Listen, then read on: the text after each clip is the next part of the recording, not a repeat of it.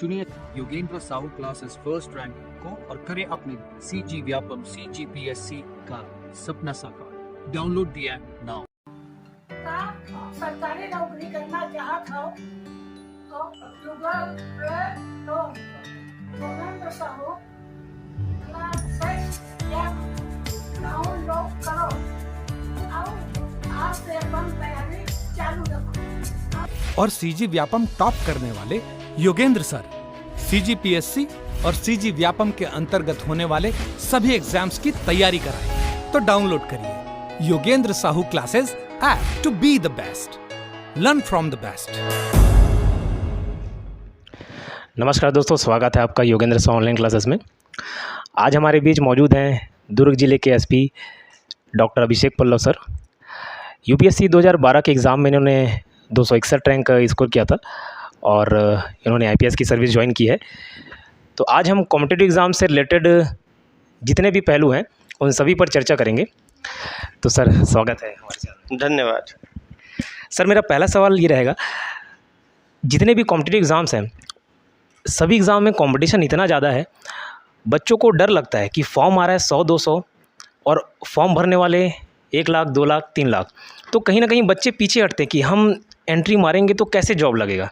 तो सर बच्चों को किस प्रकार से तैयारी करना चाहिए कि एक कॉम्पिटिटिव एज पा सके, कॉम्पिटिटिव एडवांटेज रहे दूसरों से। जब बच्चे तैयारी शुरू करते हैं तो एक आपने स्कूलिंग में पढ़ाई कैसी की है, आपने ग्रेजुएशन में पढ़ाई कैसा किया है, वो भी बहुत मदद करता है। क्योंकि जो जनरल स्टडीज़ होता है, history, geography, economics, polity, science, ये सभी हम स्कूल्स में पढ़े हुए होते हैं। तो यदि हमारे बेसिक्स अच्छे हों तो हमें मदद मिलती है। लेकिन काफ़ी लोग मैंने ऐसे देखे हैं जो दूसरे फील्ड से आके भी तैयारी करते हैं। समय हो सकता है थोड़ा ज़्यादा लगे, लेकिन आदमी किसी भी स्टेज में तैयारी शुरू कर सकता है। जहाँ तक नंबर ऑफ़ कैंडिडेट्स की बात है, आप किसी भी एग्ज़ाम में देखें, UPSC में 10 लाख लोग फॉर्म भरते हैं तो केवल 5 लाख लोग ही प्रीलिम्स देते हैं। और उसमें भी काफ़ी लोग ऐसे होते हैं जिनके बहुत सिंगल डिजिट में नंबर रहते हैं, जो केवल खाना पूर्ति के लिए एग्ज़ाम भरते हैं। तो जो सीरियस कंटेंडर होते हैं किसी भी एग्ज़ाम में, वो 10% लोग ही होते हैं। और यदि सीट एक भी रहे, यदि हमारी तैयारी अच्छी है तो हमें एक सीट में भी मिल सकता है, और हमने ठीक से तैयारी नहीं करी तो सीटें कितनी भी हों वो कम पड़ जाती हैं। तो मेरा यही है कि यदि हम कोई चीज़ का तैयारी करना है तो पूरे जोशो खरोश के साथ तैयारी करें। उसका सिलेबस देखें, सिलेबस में कौन से सब्जेक्ट्स हमारे इंटरेस्ट के हैं जिसको हम जल्दी कर सकते हैं, कौन से सब्जेक्ट्स ऐसे हैं जहाँ पे कंसेप्ट हमारे नहीं हैं, कंसेप्ट बनाने की ज़रूरत है, क्लैरिटी की ज़रूरत है, वहाँ पे मेंटरिंग, कोचिंग, ट्यूशन सारी मदद करते हैं। तो बेसिकली एक मिक्स एंड मैच अप्रोच है। आपको देखना चाहिए कौन सा चीज़ आप सेल्फ स्टडी कर सकते हैं, कहाँ पे आपको हेल्प की ज़रूरत है, कौन सा चीज़ आपको समझ में आ रहा है, कौन सा समझ में नहीं आ रहा है। एक अच्छा स्टडी ग्रुप बनाएं 2-3 लोगों का, जो कि मोटिवेटेड लोग रहें, पॉजिटिव लोग रहें, ऑप्टिमिस्टिक लोग रहें, जो कि हम एक दूसरे को हम आगे की तरफ खींच कर ले जाएँ। पेसिमिज्म को सेट ना होने दें। जब भी कोई मॉक सीरीज़ दें, जब भी कोई टेस्ट दें तो फीडबैक देखें कि क्या कमी रह गई थी, कैसे इम्प्रूव करना है। मॉक टेस्ट से भागें नहीं और फीडबैक से ना भागें। डेली रात में सोने के पहले आप सोचें कि सुबह से लेकर शाम तक आपने कितना घंटा पढ़ा, क्या क्या पढ़ा, क्या आपको याद है। जब भी कोई चीज़ पढ़ें उसको शॉर्ट में नोट्स बना के रखें जिसको कि फास्ट में रिवाइज कर सकें आप। रिवीजन बहुत इंपॉर्टेंट होता है। रिवीजन हमेशा अपनी हैंडराइटिंग के नोट्स में हो तो हमेशा आदमी जल्दी पढ़ लेता है। कुछ लोगों की आदत है कि दूसरे के नोट्स पढ़ने की, तो यदि वो हैंडराइटिंग अच्छी नहीं है, हैंडराइटिंग अच्छी भी है तो यदि आप खुला लिखते हो, वो कर्सिव हैंडराइटिंग में है, तो आपको पढ़ने में समय ज़्यादा लगेगा। अपने हैंडराइटिंग में लिखा हुआ नोट सबसे जल्दी आदमी पढ़ पाता है। बहुत ज़रूरी है कि हम हर चीज़ का प्लान बनाएं कि लास्ट 1 महीने में रिवीजन कैसे करना है, लास्ट 1 वीक में रिवीजन कैसे करना है। क्योंकि मेमोरी में जो रिसेंसी इफेक्ट रहता है, जो लास्ट की पढ़ी हुई चीज़ें हैं वो ज़्यादा याद रहती हैं। तो ये भी ज़रूरी है कि हमारा रिवीजन स्पीड ज़्यादा होना चाहिए। रिवीजन स्पीड तभी ज़्यादा हो पाएगा जब उसको हम बार बार रिवाइज करेंगे। उसके एक अपने दिमाग में एक मेंटल बॉक्स बनाएंगे, ये चीज़ ऐसे है, ये चीज़ ऐसे है। बहुत ज़रूरी है हम क्रिटिकल थिंकिंग को डेवलप करें, क्योंकि एग्ज़ाम में हर आदमी वही नोट से पढ़ता है, लेकिन तब भी किसी के नंबर ज़्यादा आते हैं, किसी के कम आते हैं।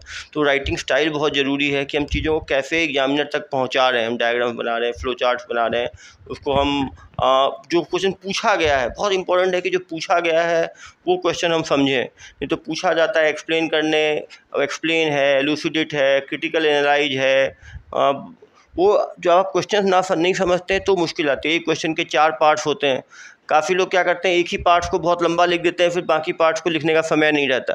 टाइम मैनेजमेंट एग्जाम में बहुत ज़रूरी है। यदि पहले आप देखें कि क्वेश्चन पेपर में कितने क्वेश्चन हैं, 20 क्वेश्चन हैं, 3 घंटा है, तो हर क्वेश्चन के लिए 9 मिनट है, तो उस 9 मिनट के हिसाब से हमें सेट करना है। जिस प्रश्न के बारे में बिल्कुल भी कुछ नहीं आता उसमें कुछ भी लिखना वो भी टाइम वेस्टेज है, क्योंकि उसमें 0 ही मिलना है, तो समय बर्बाद करने से अच्छा है हम बचा लें। और क्वेश्चन को देखें, सोचें, और या सोचेंगे तो कोई ना कोई एंगल आपको समझ में आ ही जाएगा जिसमें आप लिख सकते हैं। तो बहुत ज़रूरी है कि क्वेश्चन देख के पैनिक ना हो। बहुत लोग क्वेश्चन पेपर देखते ही पैनिक हो जाते हैं। तो काफ़ी टाइम क्वेश्चन पेपर को एक टर्शरी नज़र से देख लेना चाहिए और फिर स्टार्ट कर देना चाहिए। काफ़ी लोग क्या करते हैं, क्वेश्चन पेपर को ही 15-20 आधा घंटा घुमाते रहते हैं, ये भी नहीं आता, ये भी नहीं आता, ये इसमें ये गलती है, इसमें ये गलती है, तो बहुत टाइम ख़राब हो जाता है, पैनिक आदमी हो जाता है, उसके बाद और लिख नहीं पाता। एग्ज़ाम्स में बहुत ज़रूरी है कि एक एग्ज़ाम और दूसरे एग्ज़ाम के बीच में, क्योंकि कोई भी एग्ज़ाम हो, CGPSC हो, UPSC हो, मल्टीपल पेपर्स होते हैं मेंस में, 4 पेपर, 5, 6, 7 अलग। तो पहला पेपर थोड़ा ख़राब भी जाए तो फिर दूसरे में मेहनत करनी है, तीसरे में करनी है। काफ़ी बार ऐसा होता है कि हमें लगता है पहला पेपर हमारा ख़राब गया है, दूसरा अच्छा गया, जब मार्क्स आते हैं पहले में ज़्यादा मार्क्स आते हैं, दूसरे में कम मार्क्स आते हैं, तो हम फीडबैक में हमें लगता है अरे हमने हिम्मत नहीं हारी होती तो और अच्छा हो गया होता।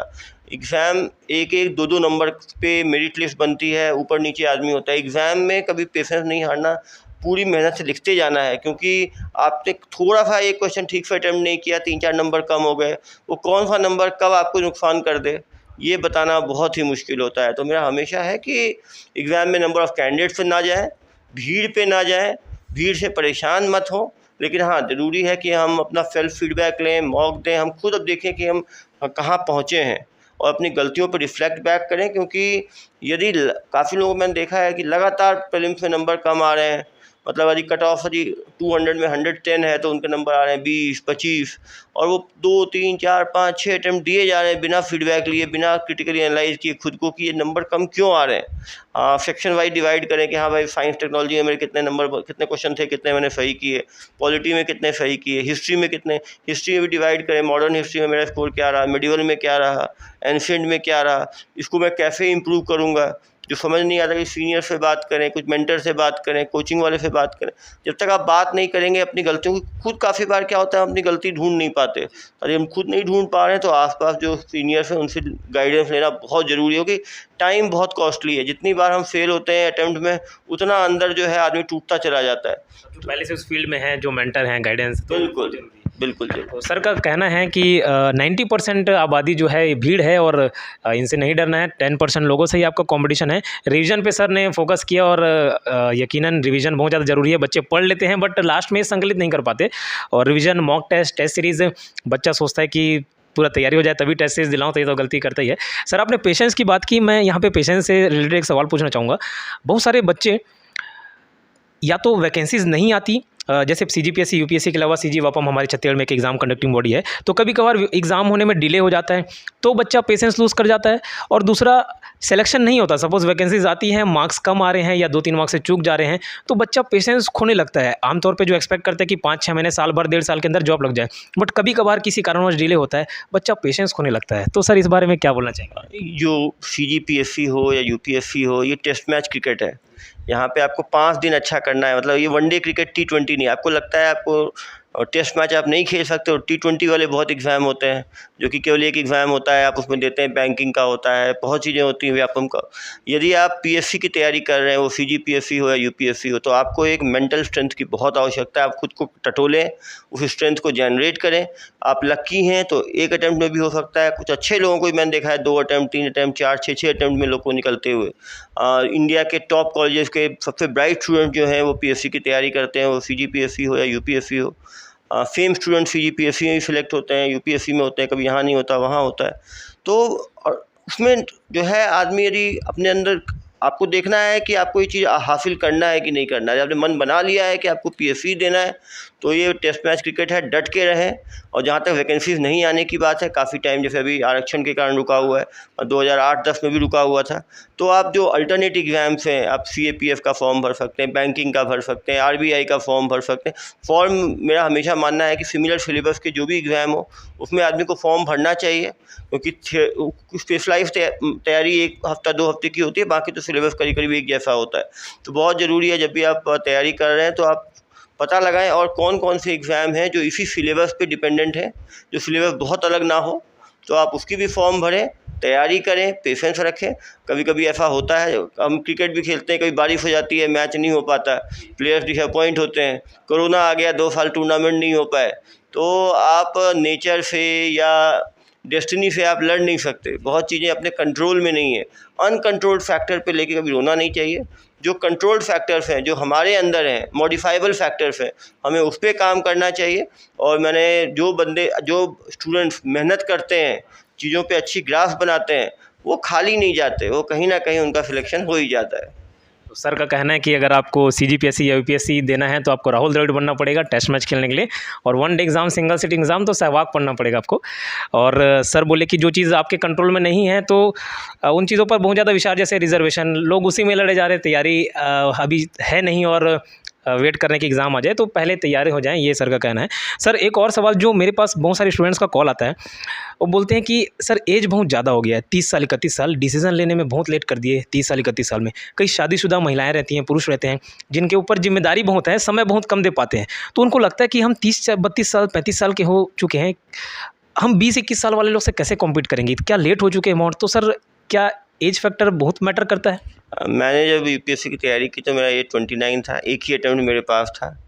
और उसी अटैम्प्ट में मेरी रैंक आई, मुझे IPS एलोकेट हुआ। निश्चित रूप से यदि आप कम एज में तैयारी करते हैं तो आपकी सर्विस लंबी होती है, सर्विस में आपके टॉप लेवल्स पे जाने की आपकी जो उम्मीदें हैं वो ज़्यादा बढ़ जाती हैं। लेकिन UPSC हो या PSC हो, डाइवर्सिटी को जो है वो एनकरेज करता है। वो चाहते हैं कि हर तरह के लोग आएँ, कम एज के आएँ या लोग के आएँ। जो लोग लेट आते हैं उनके पास वर्क एक्सपीरियंस ज़्यादा होता है, लाइफ का तजुर्बा ज़्यादा रहता है, तो सर्विस में आने के बाद वो ज़्यादा मैच्योर डिसीजन ले पाते हैं। तो दोनों के कंसिक्वेंसेस भी हैं, प्रॉस भी हैं, कंसिक्वेंसेस भी हैं। आदमी ने यदि ठान लिया है कि मुझे तैयारी करनी है तो एज कोई बार नहीं है। मैंने भी जब तैयारी की तो 2010 में मेरी शादी हो गई थी, 2012 में मेरी वाइफ प्रेग्नेंट एक्सपेक्टेंट थी, उसके बाद ही मैंने तैयारी किया। जो बोलने वाले लोग हैं वो बोलेंगे, आसपास वाले लोग आपको डिस्करेज कर सकते हैं कि आप सेटल्ड करियर छोड़ के आ रहे हो, ये बहुत अनसर्टेन है, अनप्रेडिक्टेबल है। लेकिन आपको अपने ऊपर भरोसा रखना चाहिए, खुद की तैयारी करनी चाहिए। फैमिली हमेशा सपोर्ट करती है, फैमिली को जब एक्सप्लेन करोगे तो। और कोई भी तैयारी कभी व्यर्थ नहीं जाती है, यदि आप तैयारी करेंगे तो A नहीं तो B मिलेगा। और अच्छी बात यह है कि PSC UPSC की तैयारी में आप जनरल स्टडीज़ की चीज़ें पढ़ते हो, तो उसमें आप देश का हिस्ट्री, ज्योग्राफी, इकोनॉमिक्स, पॉलिटी, इन चीज़ों को पढ़ते हो, तो उससे आप अवेयर सिटीजन बनते हो। जब आप अवेयर सिटीजन बनते हो तो यदि आप PSC में नहीं भी हुआ तो बाद में आप MBA कर सकते हो। वहीं वहाँ भी किसी जॉब में आप जाओगे तो ये सब जो नॉलेज आपका है ये हमेशा काम आएगा। आप एंटरप्रेन्योरशिप कर सकते हो, उसमें भी आपको जो हर चीज़ आप जानते हो तो आपको एंटरप्रेन्योरशिप में मदद मिलेगा। आप अपना कुछ सेल्फ एंटरप्रेन्योरशिप कर सकते हो, अपना कुछ इंडस्ट्री खोल सकते हो, आप किसी बैंक, बहुत सारे एवेन्यूज़ खुल जाते हैं। कभी भी जब आप तैयारी कर रहे हो तो आपको तैयारी के बारे में सोचना चाहिए। या तो आप तैयारी शुरू ना करें, पहले 10 बार सोचें, अपने मन को मेकअप करें, लेकिन एक बार तैयारी शुरू कर दिए तब ये ना सोचें कि नहीं होगा तो क्या होगा। ज़िंदगी का कोई नहीं जानता कल पल क्या होगा। हम बाहर जा रहे हैं, हमारे साथ एक्सीडेंट हो सकता है, कोई कैलेमिटी आ सकती है। तो आदमी को जो चीज़ें अपने कंट्रोल में नहीं हैं उसके बारे में नहीं सोचना चाहिए। आदमी को सोचना चाहिए कि मेरे अंदर इतनी क्षमता है कि मैं तैयारी करूँगा तो मुझे होगा। और हर व्यक्ति के अंदर वो क्षमता है कि यदि वो मेहनत के साथ काम करे, एक अच्छी गाइडेंस ले, तो उसे फ़ायदा मिलेगा। कुछ चीज़ें हैं जो एडवांटेज देती हैं। यदि सब्जेक्टिव एग्ज़ाम है तो उसकी हैंडराइटिंग यदि अच्छी है तो हैंडराइटिंग चेहरे की तरह है, वो पहला इमेज क्रिएट करता है। जिनकी हैंडराइटिंग अच्छी है उनको 100 नंबर में 1 या 2 नंबर तो एक्स्ट्रा हर पेपर में मिलना ही मिलना है। कुछ लोगों की राइटिंग स्टाइल अच्छी है, वो अच्छे पॉइंट्स में लिखते हैं, या एरो डायग्राम अच्छा बनाते हैं, या प्रेजेंटेबल रखते हैं, हाईलाइट अच्छा करते हैं, चीज़ों को अट्रैक्टिव रखते हैं, अपनी टू द पॉइंट लिखते हैं, फिर ऐसे लोगों को 2-4 नंबर एक्स्ट्रा मिलता है। तो कुछ चीज़ें हैं जो आपके अंदर यदि वो स्किल हैं तो वो चीज़ें काम आएंगी। उसी तरह से हमेशा एक ऑप्टिमिज्म रखें, वो आपको इंटरव्यू में भी फ़ायदा होगा। हर स्टेज के लिए एक प्रॉपर गाइडेंस बहुत ज़रूरी है। यदि आपको लगता है कि कहीं तो कुछ कमी है, हमेशा यदि आप सीनियर से, मेंटर से जाके बात करें तो आपको कुछ ना कुछ अच्छे टिप्स मिलेंगे। लेकिन एक बार गाइडेंस लेके फिर मेहनत में लग जाएं। काफ़ी लोग ऐसा है जो गाइडेंस ज़्यादा लेते हैं, मेहनत पढ़ाई में कम करते हैं, वो पूरा टाइम गाइडेंस में ही निकाल देते हैं, तो वो भी गड़बड़ है। एक मिनिमम एक लेवल ऑफ गाइडेंस चाहिए, लेकिन उसके बाद आपको पढ़ने की आवश्यकता है। एक बार मटेरियल जमा कर लें। ये भी बहुत ज़रूरी है कि हम हर सब्जेक्ट के लिए एक फ़िक्स मटेरियल रखें। एक बार हमको एक स्टैंडर्ड बुक रखें जिससे हम पढ़ रहे हैं, और बाकी किताबों से जो भी अच्छा लगे उसी में लिख लें, या तो अपना उसी सबको मिला के अपना एक नोट्स बना के रखें। बहुत ज़रूरी है कि एग्ज़ाम में हमें पता हो कि लास्ट के एक हफ़्ते में जो बिल्कुल इम्पॉर्टेंट चीज़ें हैं वही पढ़ना है। काफ़ी लोग डिटर करते रहते हैं इधर उधर, उससे भी नुकसान होता है। बहुत ज़रूरी है कि हम कंटेम्प्रेरी चीज़ों के बारे में पढ़ते रहें। जैसे कोई भी हिस्ट्री की चीज़ अभी न्यूज़ में आई है, कोई भी इकोनॉमिक्स की चीज़ अभी न्यूज़ में आई है, कोई टॉपिक्स अभी न्यूज़ में चल रहा है, तो उसके पूछे जाने की प्रोबेबिलिटी बहुत ज़्यादा होती है, तो उसके बारे में अलग से एक बना के रख लें। हर कोई जो चीज़ है उसके 5-6 उसके पॉजिटिव्स, 5-6 उसके नेगेटिव्स, उसका हमें पता होना चाहिए। जो क्वेश्चन पूछा गया तो हमारे दिमाग में एक सेट तैयार है जिसको हम फटाफट लिख पाएँ। नहीं तो एग्ज़ाम में क्या होता है, बहुत ज़्यादा सोचने का समय नहीं मिलता। यदि हम बहुत ज़्यादा सोचने में निकाल देंगे तो फिर टाइम सोचने में निकल जाता है, फिर हम अच्छा लिख नहीं पाते। इसीलिए बहुत ज़रूरी है, क्वेश्चन हमने देखा तो हम दिमाग में 4-5 पॉइंट पिक्चर बना लें हमें क्या लिखना है, और हम फटाफट लिखें उसको, क्योंकि एग्ज़ाम के अंदर जो नोटबुक में लिखा हुआ है वही दर्शाएगा। नॉलेज जब तक आप एक्सप्रेस नहीं करेंगे वो नॉलेज बहुत काम की नहीं है। क्योंकि मैंने देखा है काफ़ी अच्छे स्टूडेंट्स भी एग्ज़ाम में छूट जाते हैं क्योंकि एग्ज़ाम में परफॉर्म नहीं कर पाते। वो 1 साल की तैयारी, 1 महीने की तैयारी, 1 हफ़्ते की तैयारी और उस दिन की तैयारी, चारों का अपना इम्पोर्टेंस है। और चारों के, और आदमी को हर एग्ज़ाम के बाद एक अपना सेल्फ फीडबैक बहुत ज़रूरी है कि यदि इसी नॉलेज सेट पे मैं क्या इम्प्रूव करता तो मेरे नंबर बढ़ सकते थे। क्योंकि हम माने ना माने कंपटीशन तो है ही है। क्योंकि यदि हम 10% भी मान के चलें तो जैसे यूपीएससी में 10 लाख लोग बैठते हैं, यदि 1 लाख लोग भी सीरियस कंटेंडर हैं तो सीटें तो 1000 ही हैं, तो 1% ही है। तो देश इतना बड़ा है, स्टूडेंट्स इतने कॉम्पिटिटिव हैं कि हम ये भी नहीं कह सकते कि हर आदमी का हो जाएगा। कंपटीशन है, जो अच्छी तरह से मेहनत करेगा उन दूसरों से किसी मामले में आगे बढ़ेगा वही बढ़ पाएगा। लेकिन ये अच्छी बात है कि किसी भी कोई भी पीएससी हो या यूपीएससी हो, कोई डिटरेंट नहीं है। गरीब बच्चा हो, अमीर बच्चा हो, गांव का बच्चा हो, शहर का बच्चा हो, छोटी किसी भी जाति का हो, धर्म का हो, संप्रदाय का हो, सभी के लिए अपॉर्चुनिटी है और फेयर एग्ज़ाम है। इस देश में कोई भी आदमी कुछ भी बनने के लिए एस्पायर कर सकता है और बन सकता है। ये इस देश की खासियत है डेमोक्रेसी की। सभी लोग मोटिवेटेड रहें और सेल्फ मोटिवेटेड रहें। काफ़ी लोग आपको डिट्रैक्ट करने वाले होंगे, उनसे दूर रहें। परिवार वालों को का सपोर्ट बहुत इंपॉर्टेंट है, फैमिली सपोर्ट। फैमिली को बताएं कि आप कौन सी तैयारी कर रहे हैं, इसके क्या पॉजिटिव्स हैं। फैमिली हमेशा सपोर्ट करेगी क्योंकि कोई भी घर वाला खुश होता है देखता है बच्चा मेहनत कर रहा है। तो यदि आप अच्छी तरह मेहनत करेंगे तो फैमिली का सपोर्ट अपने आप आपको मिलेगा। और जब आप सफल होंगे तो जो आसपास के लोग हैं वो भी आपको आपकी सपोर्ट करेंगे और आप मेंटर बन सकते हैं बाकी बच्चों के लिए आसपास जो आपको देख के वो भी अच्छा करेंगे।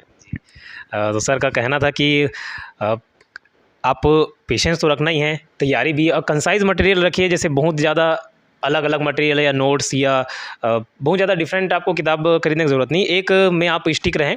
अगर किसी दूसरे किताब से, दूसरे नोट से, कहीं मटेरियल से अगर आपको लगता है कि अच्छा कंटेंट है तो भी उसी को रखें, ताकि वो आप एक ही मटेरियल पर स्टिक रहें, ज़्यादा चीज़ें रिटेन होंगी।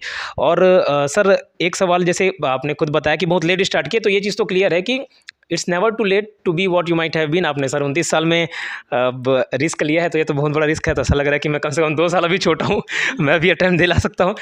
सर एक और सवाल, जैसे कई बच्चे प्राइवेट सेक्टर में जाते ज़रूर हैं, उनको उतना रास नहीं आता, जॉब सेटिस्फेक्शन नहीं मिलता, वो फिर प्राइवेट जॉब छोड़ के गवर्नमेंट जॉब में आना चाहते हैं, क्योंकि कई लगता है कि अगर मैं 2-3 घंटा दे पाऊँगा शायद चांसेस ना बने, लेकिन छोड़ के आए, लेकिन बहुत रिस्क लगता है उसमें। तो सर वो रिस्क लेना चाहिए कि नहीं लेना चाहिए, क्या? अरे आपको लंबी कूद मारनी है तो 1-2 स्टेप तो पीछे खींचना ही पड़ेगा।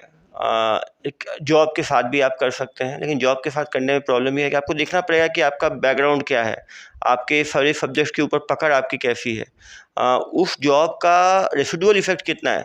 काफ़ी जॉब ऐसे होते हैं जैसे आपने 10 बजे से 4 बजे तक किया तो उसके बाद आपको उस जॉब से कोई मतलब नहीं है, आप फ्री हैं पढ़ाई के लिए, तब तो आप पढ़ सकते हैं। काफ़ी जॉब्स होते हैं जहाँ रेसिडुअल इफेक्ट रहता है, जैसे आपने 10 से 4 करके आए, आप डॉक्टर हैं, तुरंत आपको कॉल आ जाएगा, फिर आपको जाना है। या मान लीजिए आप कंपनी में आप ऐसी इंडस्ट्री में काम कर रहे हैं यहाँ के वापस आने के बाद भी आपको क्लाइंट से बात करना है, तो वो क्या, एक बार आप क्लाइंट से बात करेंगे तो आपका 5-10 मिनट फिर वही सोचते रह जाएंगे। जब आप पढ़ते हैं तो पूरी एकाग्रता पढ़ाई की तरफ होनी चाहिए। यदि कोई ऐसा जॉब है जिस जॉब के बाद आप कम से कम 4 से 6 घंटे निकाल के एकाग्र होकर पढ़ सकते हैं, जहाँ पे और कोई डिस्ट्रैक्शन नहीं है, तो आप जॉब के साथ भी कर सकते हैं।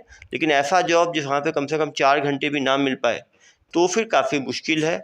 और फिर क्या है कि आपके लंबा, क्योंकि एग्ज़ाम फुल टाइम प्रिपरेशन है, तो फिर आपको और लंबा समय लग सकता है। लंबा समय लगेगा तो आप फ्रस्ट्रेट भी हो सकते हैं। आप जो एस्पायर करेंगे वो चीज़ नहीं, आप डिप्टी कलेक्टर बनना चाहते हैं, रैंक पीछे आएगी तो हो सकता है आपको कोई दूसरी सर्विस मिले। आप यदि आईएएस की एक्सपेक्टेशन रखते हैं तो आपको एलाइट सर्विसेज हो सकती हैं, क्योंकि ये रैंक है और चॉइस ऑफ सर्विस है। तो यदि आप अपनी डिजायर्ड सर्विस ही चाहते हैं, बिल्कुल टॉप रैंक चाहते हैं, तो मेरा हमेशा मानना है कि आदमी को रिस्क लेके कम से कम प्रीलिम्स के लिए के पहले 1-2 महीने फ्री होना चाहिए आदमी को। मेंस के और प्रीलिम्स के बीच में पूरा टाइम डिवोटेड होना चाहिए, और इंटरव्यू के पहले कम से कम 15-20 दिन होना चाहिए। तो यदि कम से कम 6 महीने से 8 महीने का तो आपको फ्री टाइम चाहिए ही, यदि आप तैयारी करना चाहते हैं। ऊपर से क्या है, यदि आपका बैकग्राउंड उस तरह का नहीं है, जैसे काफ़ी लोग साइंस बैकग्राउंड के होते हैं तो उनको हिस्ट्री, ज्योग्राफी, इकोनॉमिक्स नहीं पता होता, तो वो फिर आपको कोचिंग करने की आवश्यकता पड़ सकती है। काफ़ी लोग ये मानते हैं कि हमें कोचिंग करना ही नहीं चाहिए। कोई चीज़ ख़राब नहीं होती, जो चीज़ आपको अच्छा लग रहा है वो ज़रूर करना चाहिए। गाइडेंस से क्या होता है, जो चीज़ आप खुद 12 घंटे में पढ़ेंगे, गाइडेंस में आप 6 घंटे में पढ़ सकते हैं। तो 6 घंटे यदि आपका बचता है तो उसमें कुछ और आप कर सकते हैं। तो निश्चित रूप से टाइम मैनेजमेंट बहुत ज़रूरी है। कोई चीज़ में आप बिल्कुल प्रोटोटाइपिंग ना हो जाए, इंडिविजुअलाइज होके करें। आप सभी टॉपर्स का सुने, लेकिन आपके लिए क्या सही बैठता है वो आप देखें, क्योंकि सीधे अब किसी को कॉपी नहीं कर सकते। हर प्लेयर अलग होता है, वैसे हर स्टूडेंट भी अलग होता है, हर की स्टडिंग स्टाइल भी अलग होती है। कुछ रात में पढ़ते हैं, कुछ दिन में पढ़ते हैं, कुछ जो है जल्दी पढ़ लेते हैं, जल्दी याद हो जाता है, कुछ लोगों को टाइम लगता है, कुछ लोग एनालाइज करके पढ़ते हैं तो वो एक बार पढ़ते हैं लंबा टाइम याद रहता है। कुछ लोग ऐसा है याद पढ़ते हैं उस टाइम तो अच्छा याद हो जाता है, लेकिन 15 दिन बाद 20 दिन बाद गायब हो जाता है। तो ये बहुत ऐसी यदि है तो आपको बार बार रिवाइज करने की आवश्यकता है, और रिवीजन से बड़ा कोई चीज़ नहीं है। और कभी इस पर घबराएं नहीं कि मैंने पढ़ा था मैं भूल गया। यदि आदमी भूलेगा नहीं तो आदमी पागल हो जाएगा, इतनी चीज़ें दिन भर में होती हैं। तो ये अच्छी चीज़ें हम भूलते हैं, लेकिन हमें इस तरह से यदि हमने अच्छी तरह पढ़ा है तो पहली बार पढ़ने में 6 घंटे लगेगा, तो दूसरी बार पढ़ने में उसको 2 घंटे लगेगा, उसके बाद आधा घंटा लगेगा, और फिर ऐसा हो जाएगा 10 मिनट में हम उसको ऐसे पेज पलटेंगे तो भी हम इम्पोर्टेंट पॉइंट जो है वो रिमेंबर कर सकते हैं। रिवीजन पे सर काफ़ी फोकस कर रहे हैं। No doubt revision is the key of learning, और रिवीजन सक्सेस ज़रूर दिलाएगा।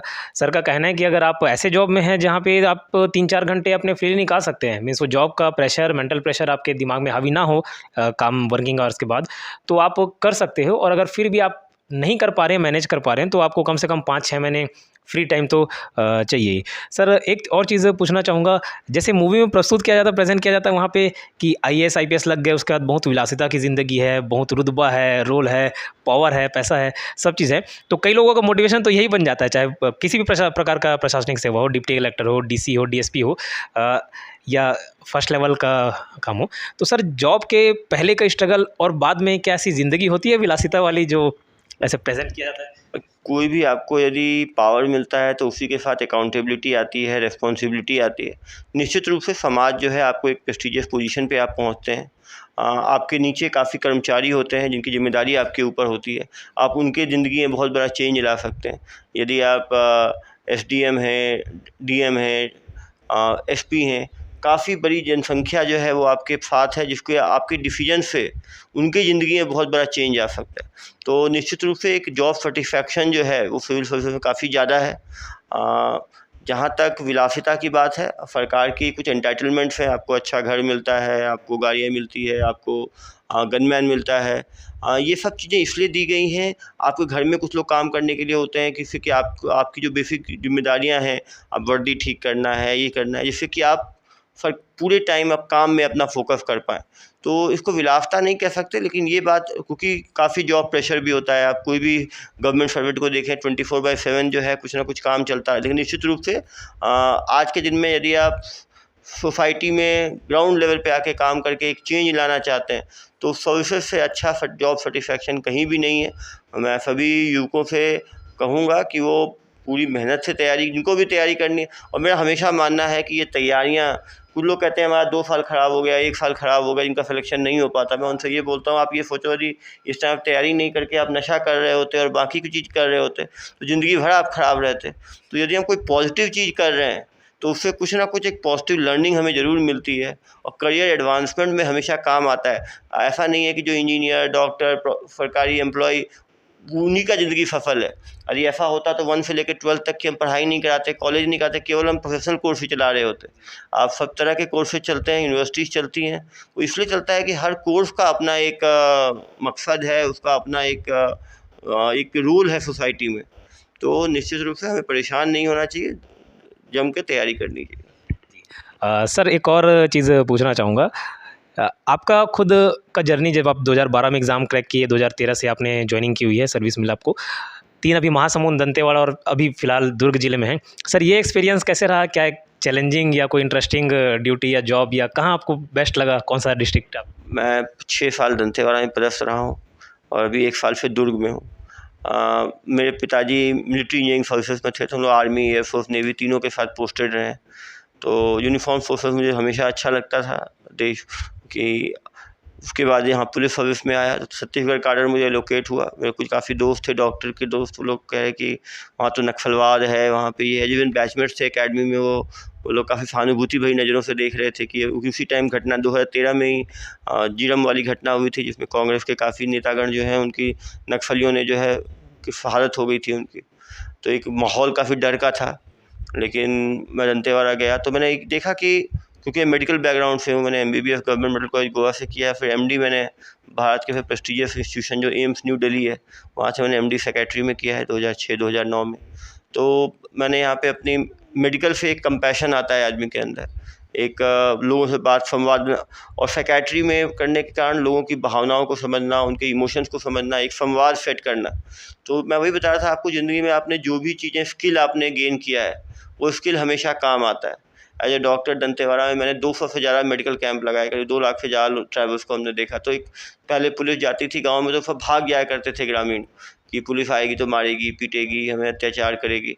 बाद में जब हम जाते थे तो सब दवाइयाँ लेने के लिए, अपनी समस्याएं बताने के लिए कि सर हमारे यहाँ स्कूल नहीं है, आंगनवाड़ी नहीं है, पंपिंग सेट नहीं है, जो प्रशासन की जो चीज़ें हैं वो भी हमें बताते थे। तो निश्चित रूप से मेडिकल की नॉलेज काम आई। फिर मैं साइकियाट्रिस्ट था, तो काउंसलिंग करना, नेगोशिएशन करना। मैंने वहाँ लोन वाला 2 अभियान लॉन्च किया दंतेवाड़ा में। 600 माओवादियों ने 1 साल के अंदर आत्मसमर्पण किया। जब मैं दुर्ग में पदस्थ हुआ तो फिर बात आई कि मैं 6 साल दंतेवाड़ा में नक्सल क्षेत्र में रहा हूँ। अर्बन पुलिसिंग अलग है। यहाँ भी हम लोगों ने पहली बार क्रिमिनल्स का लाइव इंट्रोगेशन स्टार्ट किया, जो देश में पहली बार कहीं हो रहा है। लाखों लोग इसको देखते हैं। हमारे फेसबुक पेज पे 3 लाख से ज़्यादा फॉलोअर्स हो गए और एक वीडियो हमारे 1 करोड़ 2 करोड़ से ज़्यादा लोग व्यू कर। मैं देख रहा था सर, 1 हफ्ते हुए थे एक वीडियोज़ में, जो वो DSP का बेटा वाला जो वीडियो था, इतना वायरल। मीन्स ये तो है कि सिर्फ छत्तीसगढ़ का ऑडियंस वहाँ पे नहीं होगा, यकीनन लाखों करोड़ों में जा रहे हैं व्यूज़, मतलब वो पूरे देश भर के जा रहे हैं, तो यकीनन देख के खुश होते हैं। तो मेरा कहना यह है कि हम अपनी स्किल्स जो हमने गेन किया है वो हमेशा काम आता है, कुछ वेस्ट नहीं। काफ़ी लोग कहते हैं कि डॉक्टर यदि सिविल सर्विसेज में आ गए तो एक डॉक्टर का नुकसान हो गया, एक डॉक्टर कम हो गया, प्रोफेशनल डिग्री बर्बाद हो गई। इंजीनियर्स यहाँ पे क्यों आ रहे हैं? हम किसी को रोक नहीं सकते, रोकना भी नहीं चाहिए। UPSC हो या PSC हो, उनकी ये मंशा है कि हर स्ट्रीम के लोग आएँ, ह्यूमैनिटीज़ के आएँ, कॉमर्स के आएँ, साइंस के आएँ, प्रोफेशनल्स आएँ, doctors, lawyers, engineer, chartered accountant. तो ये जो एक्सपीरियंस है ये हमेशा काम आ रहा है। पहले लोग मानते थे कि हम क्रिमिनल्स को कुल मार के पीट के ही उनसे उगलवा सकते हैं, लेकिन जब भी मैं PC लेता हूँ, मैं प्यार से पूछता हूँ, अभी तक एक भी व्यक्ति ऐसा नहीं हुआ जिसने बोला हो फिर मैंने नहीं किया है। वो चोर भी बोलता है फिर गलती हो गई, मैंने चोरी किया है। जिसने मर्डर भी किया वो भी बोलता है फिर इन समस्याओं के कारण मैंने मर्डर किया है। तो यदि हम ये जानने की कोशिश करें कि वो क्राइम क्यों हो रहा है, तभी हम उस क्राइम की जड़ तक जाके क्राइम को कम कर सकते हैं या ख़त्म कर सकते हैं। जब तक हम क्रिमिनल को रिफॉर्म नहीं करेंगे, वो एक बार चोरी करके आया, जेल गया, फिर कुछ नई चीज़ सिखाया, फिर दोबारा बड़ी चोरी किया, फिर वो डकैती करने लग गया। तो जब हम चोर को समझाएंगे, समाज का दबाव बनेगा, तब वो चोरी बंद करेगा। यहाँ पे एक कल्चर था रात में तेज गाड़ियाँ घुमाने का, यूज़ में रोड के ऊपर अपना स्मोकिंग करते हुए वीडियो इंस्टाग्राम पे डालना, चाकू छुरी के साथ अपना केक काटते हुए वीडियो। उसमें मैंने अपना पर्सनल नंबर पहली बार पब्लिक किया 7898815399, और उसमें बहुत तेज़ी से लोगों के जो है उसमें वीडियोज आए। ये है, लोग हमारे आँख और कान की तरह काम कर रहे हैं।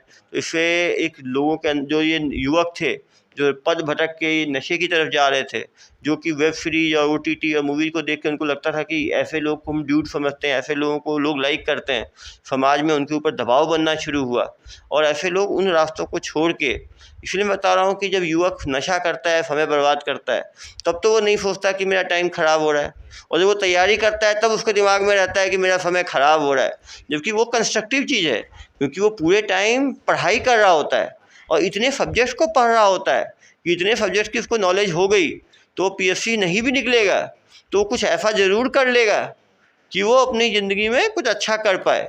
तो और कोई भी पीएससी या यूपीएससी ज़िंदगी का एंड नहीं होना चाहिए, रोड अब आदमी को तैयारी करना चाहिए। कुछ अच्छे लोग भी हैं, मेहनती लोग भी हैं, छूट जाते हैं, हर चीज़ हर के लिए नहीं बना होता।